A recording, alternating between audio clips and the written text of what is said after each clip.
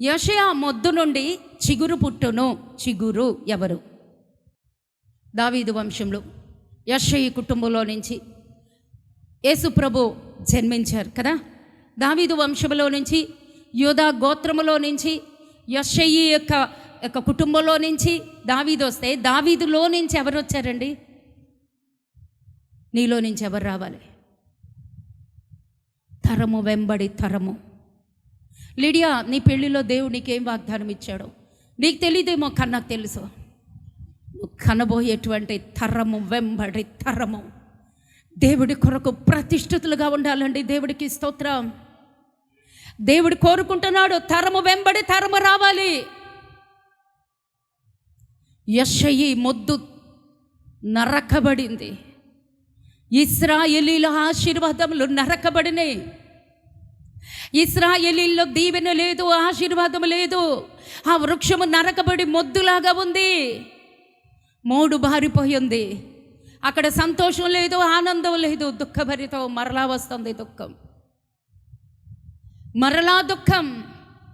ఇశ్రాయేలు మాటికి కోల్పోతూనే ఉంటున్నారండి. కానీ వాళ్ళు మూలుగులు ఆలకించి దేవుడు మరలా వారిని దర్శిస్తూనే వస్తున్నాడు. దేవునికి స్తోత్రం. దేవుడు ఎంచుకున్నాడు. నరకబడినటువంటి మొద్దులో నుంచి చిగురు పుట్టెను, వాని వేరుల నుండి అంకురము ఎదిగి ఫలించును. హల్లెలూయా. ఆ మొద్దు నరకబడి ఉంది, పనికిరాని దానిగా ఉంది, పారవేయబడి ఉంది, ఏమాత్రం ఫలభరితంగా లేదు. కనీసం నీడ లేదు, పువ్వు లేదు, కాయ లేదు, ఫలం లేదు, ఒకరికి నీడ లేదు, ఎవరికి ఆశ్రయము లేదు. ఆ జీవితం ఎవరికి సంబంధించింది, ఎవరిని సూచిస్తుంది అంటే ఇశ్రాయేలీల్ని సూచిస్తుందండి. హల్లెలూయా. మొద్దులాంటి జీవితంతో వాళ్ళు ఉన్నారు. ఎందుకు, ఎప్పుడు, ఎలా? ఇశ్రాయేలీలు నరకబడినటువంటి అనుభవంలో ఉన్నారు. ఎందుకు, ఎక్కడ? ఇదే అధ్యాయంలో 10వ అధ్యాయం నేను చదువుతాను. 10వ అధ్యాయంలో 17వ వచనం. ఇశ్రాయేలీల యొక్క వెలుగు అగ్నియును, అతని పరిశుద్ధ దేవుడు అగ్ని జ్వాలయునగును. అది అశూరీయుల యొక్క బలురక్కసి చెట్లను, గచ్చ పొదలను అంటుకొని ఒక్క దినమున వాటిని మృంగివేయును. ఎవరున్నారు ఇశ్రాయేలీల జీవితంలో?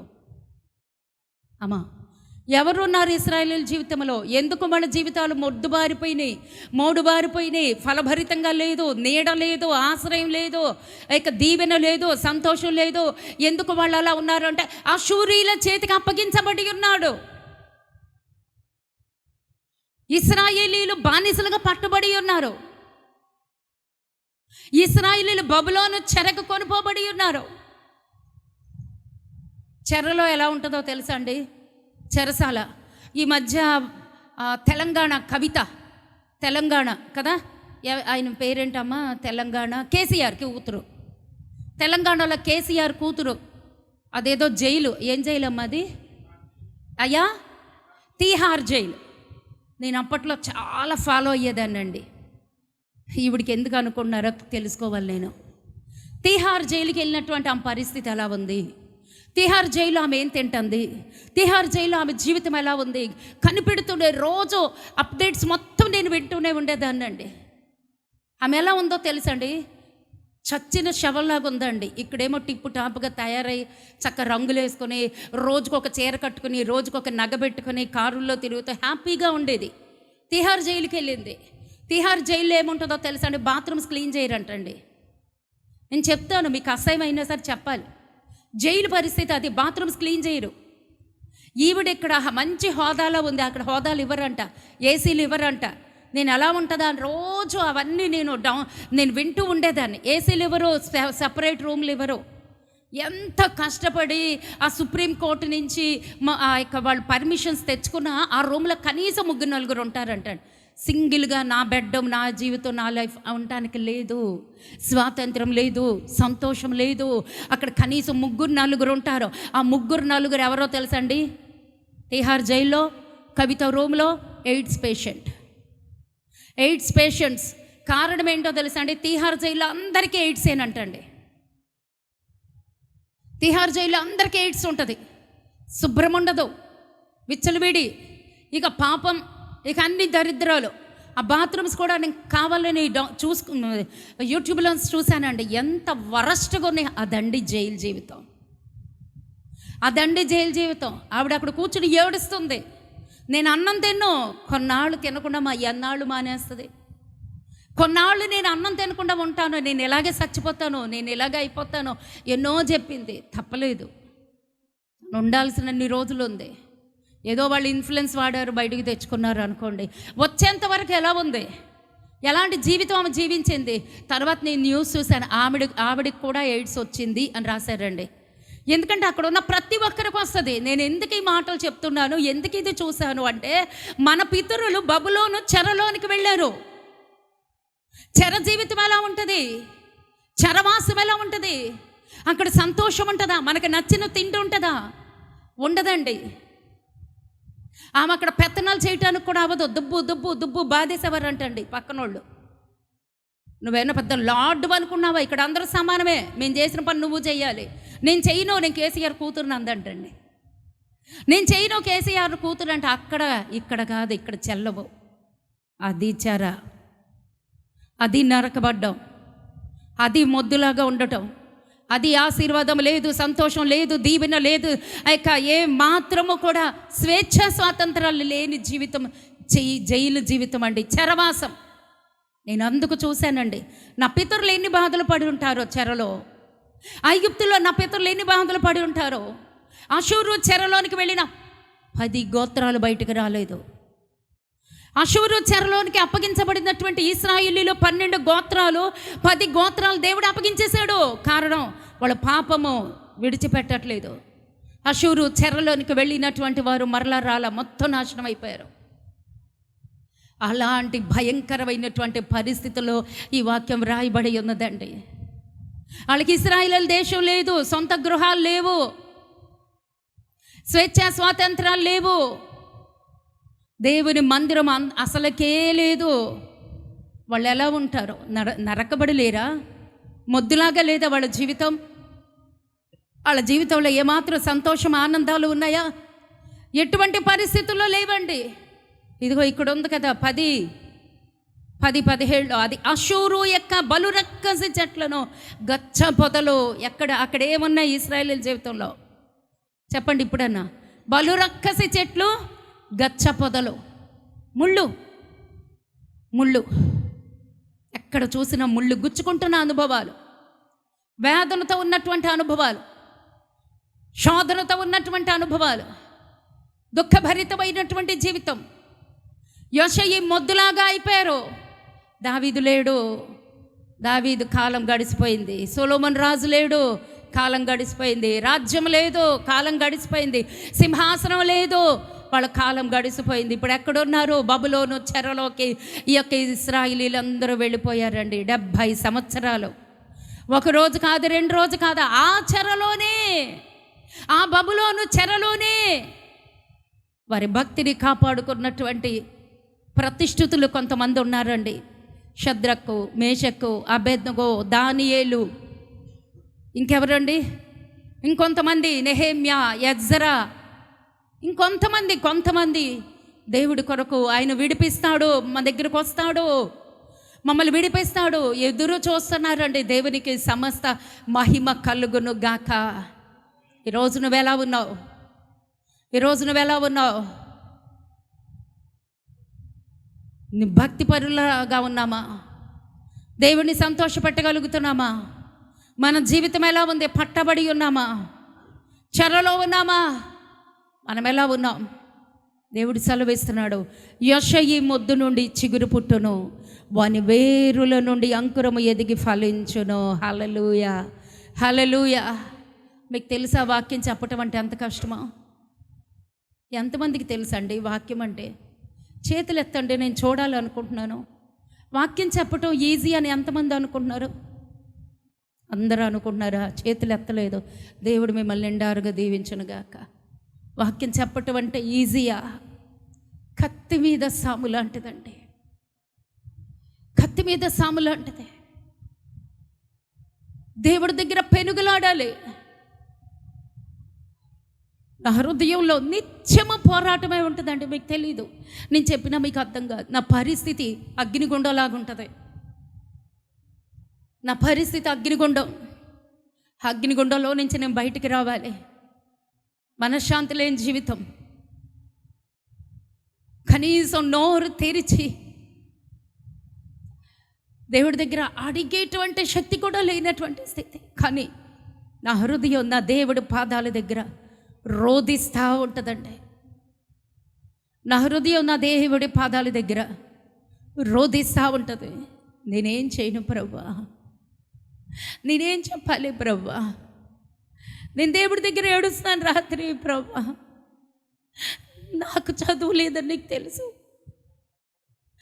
నేను గ్రహించలేనయ్యా, నా జ్ఞానం లేదయ్యా. ఒకరోజు మాట్లాడావు, ఫలభరితంగా నీ జీవితాన్ని మారుస్తానన్నావు. రెండో రోజు మాట్లాడావు, నువ్వు విధేయత చూపించు. ఈరోజు ఏం మాట్లాడతావయ్యా? నాతో మాత్రమే కాదు, అక్కడ ఆశతో వచ్చిన వారు వాళ్ళని నేను సంతోషపెట్టాలి. వాళ్ళతో నువ్వు మాట్లాడాలి, నేను సంతోషపెట్టడం కాదు. ఏం మాట్లాడినావు? ఎంతో ధ్యానిస్తున్నానండి, నా హృదయం అంతటితో ధ్యానిస్తున్నాను. ఎన్ని వాక్యాలు జ్ఞాపకం తెచ్చుకుంటున్నానో. దేవాది దేవుని కృపలో ఒకప్పుడు నేను బైబిల్ బాగా చదవగలిగానండి, ఇప్పుడు చదవలేకపోతున్నాను. అంత టైం నాకు ఉండదు. టైం ఉన్న మీకు ఒళ్ళు కొవ్వు. నన్ను తిట్టుకున్నా పర్వాలేదు, మీకు ఒళ్ళు కొవ్వెక్కున్నారు. బైబిల్ తెరవలేరు, బైబిల్ చదవలేరు, బైబిల్ గ్రహించలేరు. దేవుడు చెప్పింది గుర్తుపెట్టుకోలేనటువంటి దౌర్భాగ్యపు స్థితిలో మనం ఉంటున్నాం. నేను ఒకప్పుడు ధ్యానించినవన్నీ మంట కలుగుతుంది. ఎంతకాలమయ్యా నేను ఈ చెరలో ఏడవాలి? నాకు ఈ జీవితం ఇష్టమా? నాకైతే చావు ఇష్టం అండి. మీకు తెలుసా, నాకు చచ్చిపోవటం ఇష్టం అండి. ఎందుకో తెలుసా, అక్కడ నన్ను ఎవరు ఆపరండి, నన్ను ఎవరు ఆపరు. అక్కడ నేను దేవుడి దగ్గర ఏడుస్తాను, ప్రభువా నీ నుంచి వేరైపోయే జీవితం నాకొద్దు, నీతో నేను ఉండాలి. ఆ బైబిల్ తీసి ఆ అక్షరాలు చూసాను అనుకోండి, నా ఒళ్ళంతా పులకరించిపోద్ది. అందుకే నేను బైబిల్ చూడనండి, బైబిల్ చూడలేను నేను. ఎందుకో తెలుసా, నాకు పిచ్చండి వాక్యం అంటే. ఒకప్పుడు రోజు మొత్తం వాక్యమే. నాకు మరలా అలా ఇచ్చేంత వరకు నేను వెళ్ళలేకపోతున్నాను. తండ్రి, దేవుడిని అడుగుతున్నాను. నటించటం కాదండి, దేవుడి కొరకు మనం బ్రతకాలి, దేవుడిని సంతోష పెట్టడానికి బ్రతకాలి. నేను అడుగుతున్నాను రాత్రి, ప్రభువా నాకు ఆ వాక్యం తెలుసు. జ్ఞానుల గురించి ధ్యానిస్తున్నాను, ఒంటరిగా కూర్చుని అదొద్దు అన్నాడు దేవుడు. గొల్లల గురించి ధ్యానిస్తున్నాను, అదొద్దు. మరియమ్మ గురించి వద్దు, దేవదూతల గురించి అక్కర్లేదు, అక్కడున్న యోసేపు గురించి అక్కర్లేదు. నేను ఒంటరిగా కూర్చున్నాను, దేవుడిని అడుగుతున్నాను. నువ్వేం మాట్లాడతావయ్యా? నువ్వేం చెప్పబోతున్నావయ్యా? నువ్వు చెప్పబోయేది నేను గ్రహించగలనా తండ్రి? ఆనాడు పరవాసిగా ఉన్నటువంటి, పద్మాసు ద్వీపంలో ఉన్నటువంటి పరవాసిగా ఉన్నటువంటి యోహాను దగ్గరికి వెళ్ళిపోయావు కదా. ఈరోజు నేను చెరలో ఉన్నానయ్యా, ఈరోజు నేను చెరలో ఉన్నాను, మూలుగుతున్నాను, ఒంటరిగా ఉన్నాను. అక్కడికి వెళ్ళిపోయి నువ్వు అక్కడికి స్వయంగా నువ్వే వెళ్ళి మాట్లాడేసావు కదా. నాతో మాట్లాడయ్యా, నాతో మాట్లాడు. నువ్వేం మాట్లాడుతావో అది పట్టుకుని నేను వెళ్ళాలి అక్కడికి. దేవుడిని అడుగుతున్నాను. దేవుడు ఒక్క మాట చెప్పాడు, నువ్వు రాసి పెట్టుకో.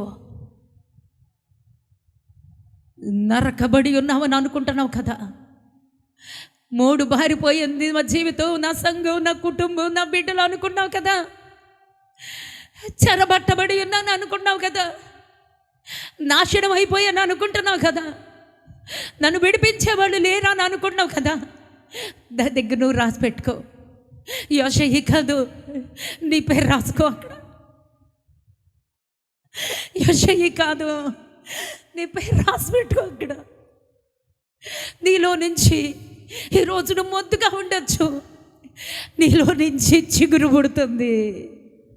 నీ సంఘం వర్ధిల్లుతుంది, నీ కుటుంబం వర్ధిల్లుతుంది. ఇక్కడికి వచ్చిన ప్రతి ఒక్కరు చిగురు వేయడం చూడబోతున్నావు. ఇక్కడికి ఉన్నటువంటి ప్రతి ఒక్కరు చిగురు అంకురము ఎదగటం చూడబోతున్నావు. నేను నీకు ప్రామిస్ చేస్తున్నాను, నీ కన్నీరు నేను తుడుస్తాను. నువ్వు అనుకుంటున్నావు యెషయి మొద్దులాగా ఉన్నాడు, ఇశ్రాయేలీలు నరకబడి ఉన్నారు, ఇశ్రాయేలీల జీవితం అణగారిబడిపోయింది, అణగారింది. ఇశ్రాయేలీల జీవితంలో సంతోషం లేదు, ఇశ్రాయేలీల జీవితంలో ఆనందం లేదు. శ్రావణి తల్లి, నువ్వు అనుకుంటున్నావు కదా నా జీవితంలో మరలా చిగురిస్తుందా, నేను ఒకప్పుడు అనుభవించిన సంతోషం నేను మరలా అనుభవించగలనా? దేవుడికి ఇస్తున్న వాక్యం, దేవుడికి ఇస్తున్న వాగ్దానం, ఎవరైతే పగిలిన హృదయాలతో ఉన్నారో, పిండబడినటువంటి హృదయాలతో ఉన్నారో, దేవుడు నాకు ఒకే ఒక మాట, యెషయి అన్న దగ్గర నీ పేరు రాసుకో. నేను నా పేరు రాసుకుంటున్నా, నీ పేరు రాసుకో అక్కడ. నువ్వు మొద్దులాగున్నావేమో, నీలో నుంచి ఇప్పుడు చిగురు పుట్టడం ప్రారంభిస్తుంది. నీ వంశం అభివృద్ధి చెందటంలో చూడబోతున్నావు. నీ బిడ్డలు ఫలించటంలో చూడబోతున్నావు. నీ బిడ్డలు దీవించబడబోటంలో చూడబోతున్నావు. నాశనం అయిపోయింది అనుకున్నావు, నాశనం అవ్వదు. కారణం నువ్వు నా కూతురువే, నువ్వు నా బిడ్డవే. అందుకే ఈ 2 పాటలు నేను పాడమని రాత్రి అడిగానండి. దేవుడు నాతో మాట్లాడుతూ మాట్లాడుతూ మాట్లాడుతూ ఉన్నారు. అవమానమందును నేను నన్ను అవమానం పాలు చేయడు దేవుడు, నన్ను అవమానం పాలు చేయడు. నీ యొక్క నిందను తొలగిస్తాడు దేవుడు, నీ యొక్క నిందను తొలగిస్తాడు. కారణం నువ్వు నాన్న అని పిలుస్తున్నావు దేవుడిని, నువ్వు నాన్న అని పిలుస్తున్నావు దేవుడిని. ఆ ఒక్క మాట విడదీయరాని బంధం, విడదీయరాని బంధం. దేవుడు సెలవిస్తున్నాడు, భయపడద్దు, కలవరపడద్దు, వేదన పడద్దు. బబులోను చెరలో ఉన్నావా, అషూరీల చెరలో ఉన్నావా, భయపడొద్దు. ఒకానొకప్పుడు మనము 21 రోజులు ఉపవాస ప్రార్థన చేశాం.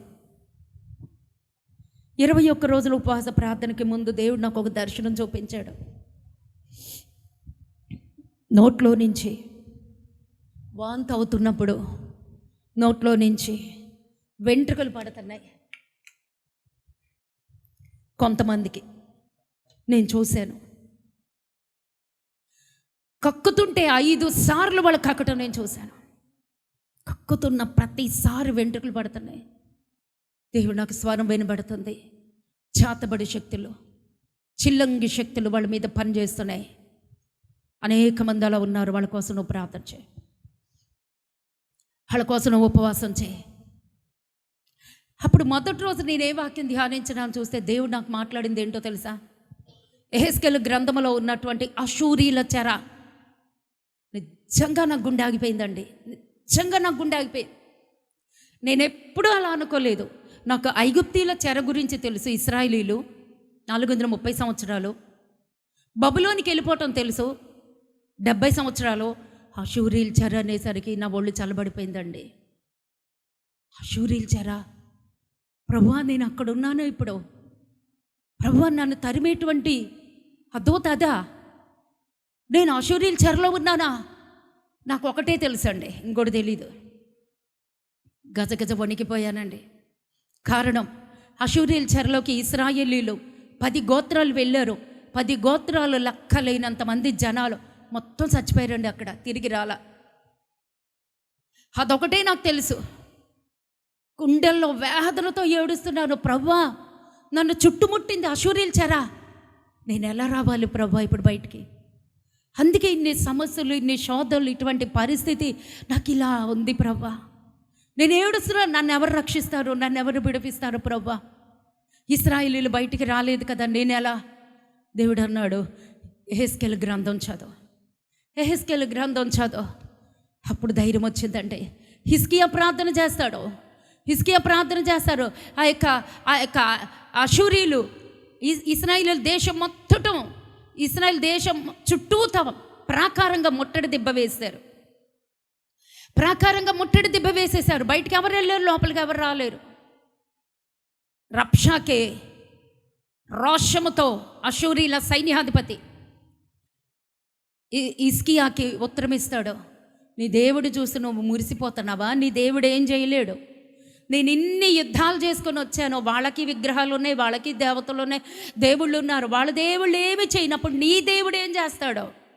నువ్వు నా పాదాల దగ్గర సాగిల పడవలసిందే అన్నప్పుడు హిజ్కియా ఏడుస్తాడండి. దేవునికి స్తోత్రం కలుగునుగాక,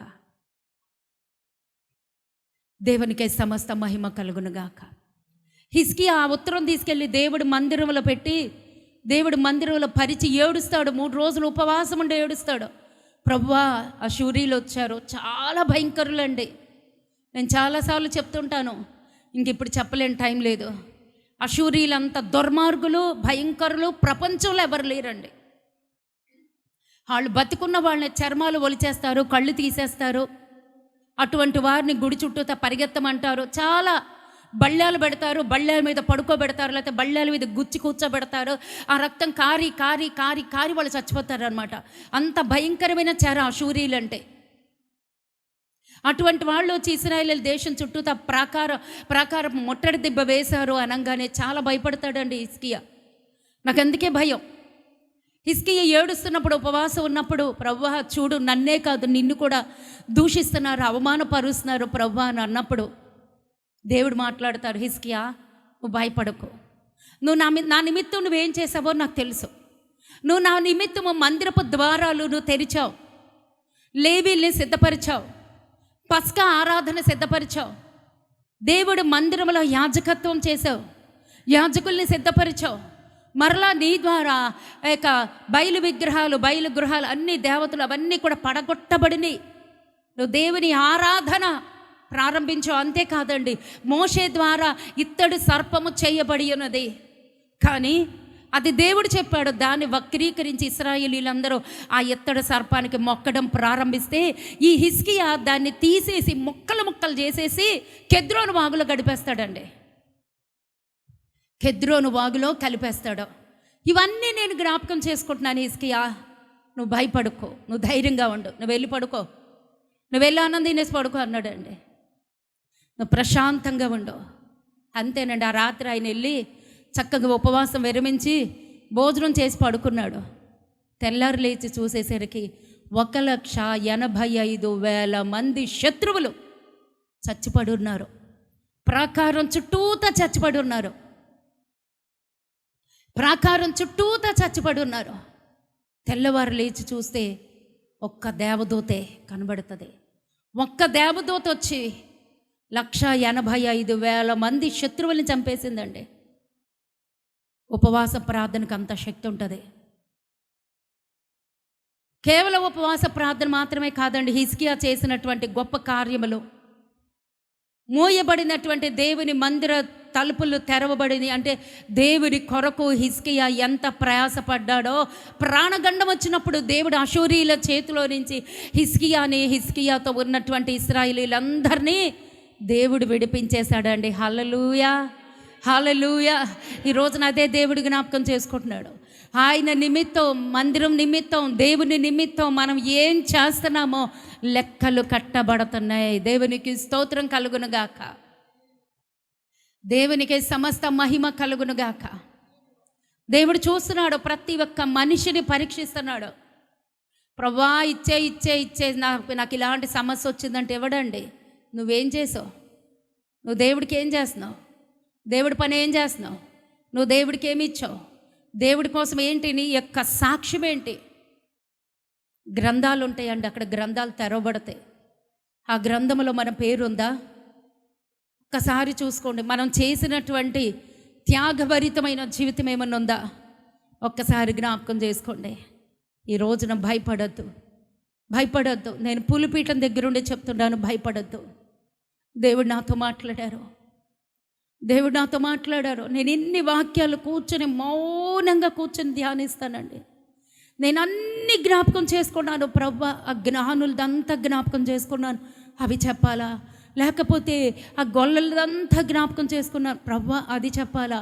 లేకపోతే నాయన దూతల వర్తమానం అది చెప్పాలా? లేకపోతే నా తండ్రి యోసేపు, మరియమ్మ, అక్కడ ఉన్నటువంటి ఇంకేమున్నాయి, జకర్యా, ఎలిజబెత్లా, మరి నేనేం చెప్పను ప్రభువా, నేనేం చెప్పను? ఒకే ఒక్క మాట, యెషయి మొద్దు నుండి చిగురు పుట్టును. ఆ యెషయి అన్న పేరు తీసి నీ పేరు పెట్టుకో, నేను నీకు వాగ్దానం ఇస్తున్నాను అన్నాడు దేవుడు. హల్లెలూయా. నమ్మితే ఒక్కసారి చప్పట్లు కొట్టి దేవుడి నామాన్ని మహిమపరుచుకుందాం. ఈ వాక్యం ఎవరికి చెప్పి? నాకు ఒక్కదానికేనా? మరెవరికి? ఇప్పుడు చెప్పండి. యెషయి మొద్దు నుండి చిగురు పుట్టును, వాని వేరుల నుండి అంకురము ఎదిగి ఫలించును. ఇప్పుడు మీ పేర్లు పెట్టుకోండి, నా పేరు పెట్టుకుంటా. అనురాధమ్మ మొద్దు నుండి చిగురు పుట్టును. అందరూ అనురాధమ్మ అంటున్నారు. మీ పేర్లు మీరు పెట్టుకోండి. ఈరోజు మీరు చిగురించబోతున్నారు. మీ దుఃఖము తీసివేయబడబోతుంది. ఆ చెర నుంచి దేవుడు ఈ క్రిస్మస్ సందేశం ఏంటో తెలుసా? నీకు విడుదల. నువ్వు ఫలిస్తున్నావు, నువ్వు అభివృద్ధి చెందుతున్నావు, ఎన్నడూ చూడనటువంటి ఫలమును చూడబోతున్నావు, ఎన్నడూ చూడనటువంటి ఆశీర్వాదం చూడబోతున్నావు. ఆ చిగురు కోసమే కదా నువ్వు ఆశపడ్డావు. ఆ యొక్క మొద్దు నరికేశారు, కానీ కింద ఉన్నది వేరు. ఆ వేరు చావలేదు. ఆ వేరెవరు? దేవుడు. ఆ వేరెవరు? నీలో ఉన్నటువంటి దేవుడు. ఆయన బ్రతికే ఉన్నాడు. ఆయన ఎవరు చంపజాలరు, ఆయన్ని నీలో నుంచి ఎవరు తీసివేయజాలరు. నీ పైన ఉన్నటువంటి ఆ క్రియలు, నీ పైన ఉన్నటువంటి ఆ శోధనలు మాత్రమే నరకబడతాయి. ఆ శోధనలే, ఆ శ్రమలే అవి కాలుస్తున్నాయి నిన్ను. కానీ నీ లోపల ఉన్నదేంటో తెలుసా? వేరు. ఆ వేరెవరో తెలుసా? దేవుడు. హల్లెలూయా. ఆయనకి మరణం లేదండి, ఆయనకి చావు లేదు, ఆయనకి నిత్యత్వం ఉంది. ఆయన నిత్యము బ్రతికే ఉన్నాడు. నువ్వెప్పుడైతే అడుగుతావో, ఎప్పుడైతే పిలుస్తావో, ఎప్పుడైతే దేవుడు పాదాలు పట్టుకుంటావో, ఎప్పుడైతే పశ్చాత్తాపపడతావో, నరకబడడం నిజమే, చెరబట్టబడటం నిజమే, కోల్పోవటం నిజమే, మొద్దుండటం నిజమే, కింద వేరుండటం కూడా నిజమే. ఇప్పుడు అది బతకాలి, ఇప్పుడు అది బ్రతకాలి, ఇప్పుడు అది చిగురు పెట్టాలి. మనం చప్పట్లు కొట్టినంత మాత్రాన అది చిగురు పెట్టదు. మనం చేతులెత్తి స్తోత్రం చెప్పినంత మాత్రాన అది చిగురు పెట్టదు. మనం దేవుడికి హల్లెలూయా అని చెప్పినంత మాత్రాన అది చిగురు పెట్టదు. అది చిగురు పెట్టాలి అంటే ఏమవ్వాలి? నీరు పోయాలి, నీరు తడవాలి, ఆ నీళ్లతో తడవాలి. వేరెవరికి? దేవునికి సాదృశ్యం, దేవుడికి సాదృశ్యం. ఆ నీరు దేనికి సాదృశ్యం? ఇప్పుడు బకెట్లతో తీసుకెళ్ళి తడపాలా? కాదండి. ఆ వేరు దేవుడు. ఆ దేవుణ్ణి ఎలా తడపాలి? నీ కన్నీరు, నీ కన్నీటితో నువ్వు ఒప్పుకో దేవుడి దగ్గర. నీ కన్నీటితో ఆయన పాదాలు కడుగు. తప్పు చేశానయ్యా, పొరపాటు చేశానయ్యా, వెలివేయబడ్డానయ్యా, నా ఆశలన్నీ నరకబడిని అయ్యా, నేను తప్పు చేసి దోషం చేశానయ్యా, చెరలో ఉన్నానయ్యా, నన్ను తప్పించయ్యా, నన్ను మొలిపించయ్యా, నన్ను విడిపించయ్యా. నువ్వు అడగకుండా చిగురు రాదు, నువ్వు మొరబెట్టకుండా చిగురు రాదు, నువ్వు దేవుడితో సహవాసం చేయకుండా చిగురు రాదు. ఇక్కడ వాగ్దానం ఉంది, వాక్యం ఉంది, వాగ్దానం ఉంది. దేవుడికి ఈ రోజున ప్రామిస్ చేస్తున్నాడు. అన్నీ ఉన్నాయి, కానీ నీలో కదలికలు రావాలి, కన్నీరు రావాలి, గోజాడాలి, అంగలార్చాలి, ఉపవాసం ఉండాలి, దేవుడి పాదాలు పట్టుకోవాలి. ఆ వేరు నీళ్లతో ఎప్పుడైతే కనెక్ట్ అయిపోతుందో, ఆ కన్నీరు, ఆ నీరు ఎప్పుడైతే ఆ వేరుకి తగులుతుందో, దానిలో నుంచి జీవం మరలా ప్రవహిస్తుందండి. దేవుడికి స్తోత్రం. ఏ నీరు? కన్నీరు. ఏ నీరు? కన్నీరు, ఆ వేర్లు దేవుడు.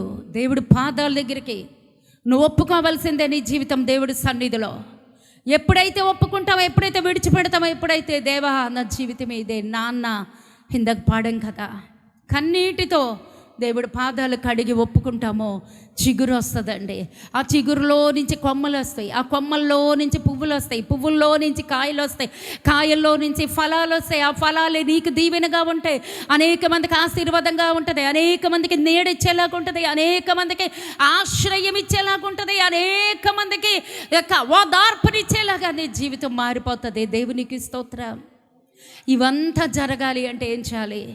నీవు దేవుని పాదాల దగ్గర వంగాలి. మనము దేవుడి పాదాల దగ్గర వంగాలి. ఆ వంగితే నీ బ్రతుకు ఎలా ఉందో తెలుసా? నీ శాపము కొట్టివేయబడిన తర్వాత నీ జీవితం ఎలా ఉందో తెలుసా? ఇది నేను చెప్తాను. 6వ వచనం 11:6. తోడేలు గొర్రెపిల్ల యొద్ద వాసము చేయును, చిరుతపులి మేకపిల్ల యొద్ద పండుకొనును, దూడయు కొదమ సింహమును పెంచబడిన కోడియు కూడుకొనగా బాలుడు వాటిని తోలును, ఆవులు ఎలుగులు కూడి మేయును, వాటి పిల్లలు ఒక్క చోటనే పండుకొనును, ఎద్దు మేయినట్లు సింహము గడ్డి మేయును, పాలు కుడుచు పిల్ల నాగుపాము పుట్ట యొద్ద ఆట్లాడును, మిడినాగు పుట్ట యొద్ద పాలు విడిచిన పిల్ల తన చెయ్యి ఆడించును. ఈరోజు సర్పం ఏం చేస్తుంది? అవ్వమ్మని మోసం చేసింది. ఈరోజు నిన్నేం చేస్తుంది? అది ఆడిస్తుంది ఈ రోజున, భయపెడుతుంది ఈ రోజున. సర్పమే అది చేసే మోసంలోనే ఈ రోజున అనేక మంది పడి ఉన్నారు. నిన్ను ఆడించేస్తుంది అది. ధనమోసమని, శరీర ఆశలని, శరీరాశ, నేత్రాశ, జీవపుటంబం, ఇవన్నీ అదేం చేస్తుందో తెలుసా? సర్పము నిన్ను ఆడిస్తుంది, దాని ఆటలో పడి ఉన్నావు. కానీ నువ్వెప్పుడైతే దేవుడి సన్నిధిలో నమ్మకంగా ఉంటావో ఆ తోడేలు ఏం చేయదు, ఎలుగుబంటి ఏం చేయదు, సింహము ఏం చేయదు, నాగుపాము ఏం చేయదు, ఆ యొక్క అదేంటి పుట్ట దగ్గరికి వెళ్ళి ఆ పుట్టలో ఉన్న పాముని తీసినా అది నీకు అపాయమేమీ చేయదు. ఇవన్నీ చేయదు. నేను నిన్ను కాపాడుతాను దేవుడు సెలవిస్తున్నాడు. కారణం ఏంటో తెలుసండి? నా పరిశుద్ధ పర్వతమందంతటను ఏ మృగమును హాని చేయదు, నాశనము చేయదు. ఎక్కడ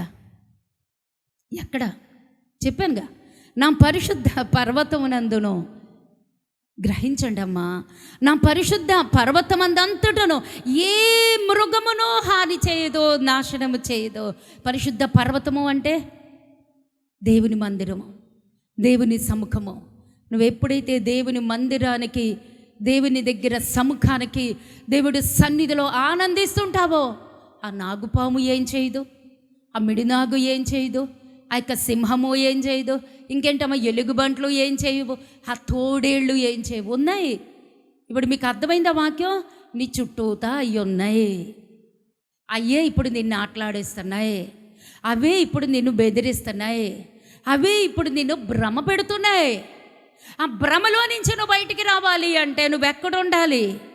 నా పరిశుద్ధ పర్వతమందంతటను ఏ మృగమును నీకు హాని చేయదో, నాశనము చేయదో. ఈరోజు దేవుడిస్తున్నటువంటి ప్రామిస్, వాగ్దానం. హల్లెలూయా. ఏ నాశనము చేయదు. సముద్రము జలములతో నిండి ఉన్నట్లు లోకము యెహోవాను గూర్చిన జ్ఞానముతో నిండి ఉండను. ఆ దినమున ప్రజలకు ధ్వజముగా నిలుచుండు యెషయి వేరు చిగురు యొద్ద జనములు విచారణ చేయను. హల్లెలూయా, హల్లెలూయా. ఆ మొద్దు దగ్గర ఎలా ఉంటారండి? ఆ చిగురు దగ్గర ఎలా ఉంటారండి? జనములు సంతానం వారి సంతానములో నుంచి ఆశీర్వాదం.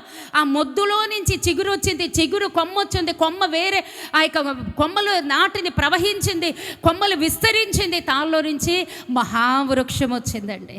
మహావృక్షం వచ్చింది. ఆ వృక్షంలోని పువ్వులు, కాయలు, పళ్ళు ఎవరో? చెట్టు కోసం చెప్తున్నాడు ఆ దేవుడు. చెట్లో పువ్వులు కాదమ్మా, నీ వంశమమ్మా, నీ కుటుంబం అమ్మా, నువ్వే. అక్కడున్న మొద్దు ఎవరంటే నువ్వు, నేనే. ఆ మొద్దులో నుంచి ఇప్పుడు పుడుతుందండి. ఈ సంవత్సరం మీరు చూడబోతున్నారు. ఇప్పటి వరకు మనం ఒక మొద్దులాగానే ఉన్నాం. ఇప్పుడు ఈరోజే పుట్టిందండి చిగురు. దేవునికి స్తోత్రం. ఈరోజే చిగురు పుట్టింది. ఈ చిగురులో నుంచి కొమ్మలు రావటం చూడబోతున్నారు. ఆ కొమ్మలు మహావృక్షం అవ్వడం చూడబోతున్నారు. ఆ వృక్షములో నుంచి పువ్వులు, కాయలు, పళ్ళు రావటం మీరు చూడబోతున్నారు. దేవునికి స్తోత్రం కలుగునుగాక. దేవుని వాక్యం సెలవిస్తుంది కదా, యెషయి వేరు చిగురునొద్ద జనములు విచారణ చేయుదురు. జనములు సంతానాలు, జనరేషన్స్, వాళ్ళ జనాంగము ఆ యెషయి మొద్దులో నుంచి ఎలా పుట్టుకొని వచ్చారో నీ కుటుంబం మొత్తం అలాగా జనములతో దీవించబడబోతున్నారు, ఆశీర్వదించబడబోతున్నారు, ఫలించబడబోతున్నాం. అందుకు దేవునికి స్తోత్రం కలుగునుగాక.